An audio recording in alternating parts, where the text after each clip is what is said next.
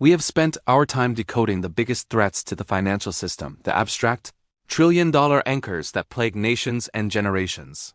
But the next wave of defaults may not come from Wall Street's complex derivatives or global real estate.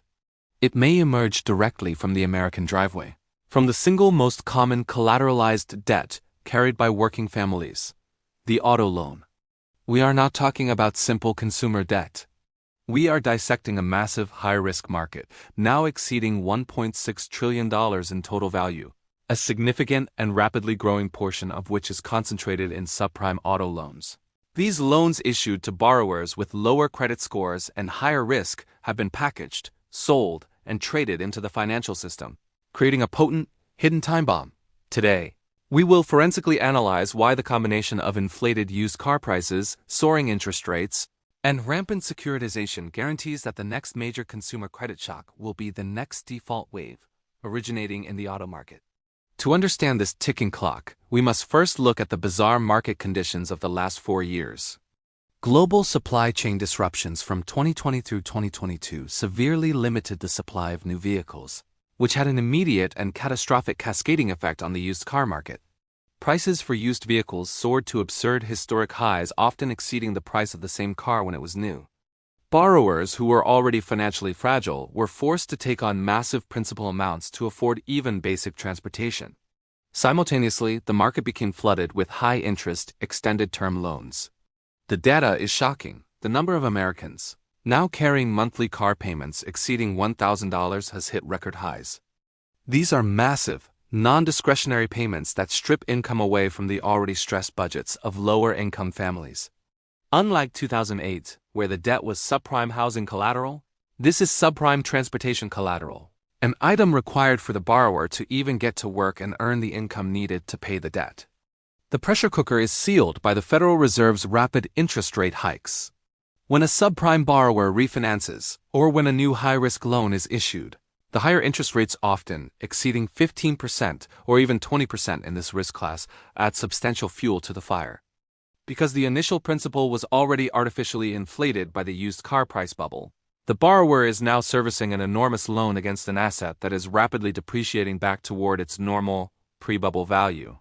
Image showing the divergence of loan principal versus vehicle market value. This is a recipe for negative equity on an enormous, synchronized scale.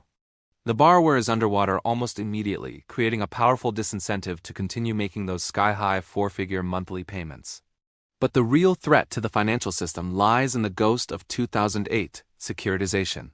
The banks and lenders didn't just hold these high-risk loans. They packaged them into complex financial products known as auto loan asset-backed securities, or ABS.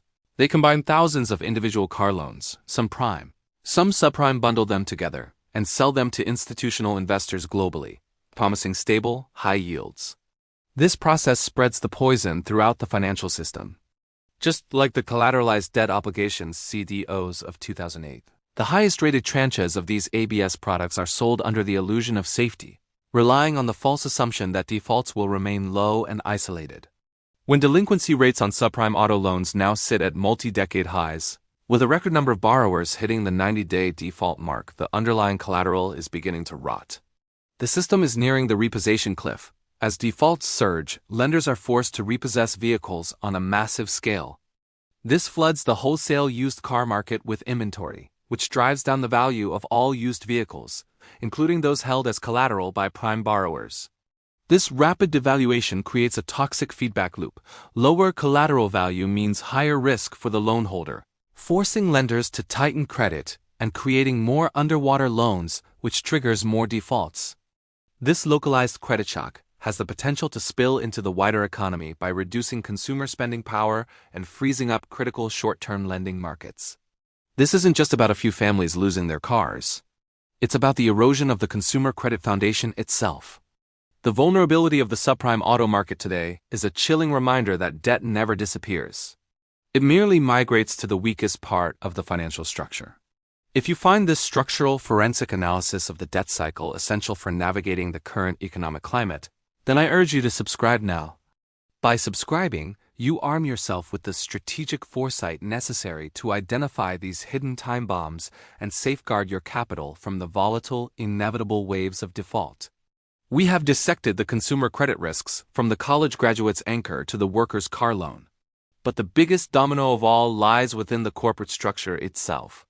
Next time, we shift our focus from household balance sheets to the corporate giants, analyzing the vast underpriced risk of highly leveraged corporate debt.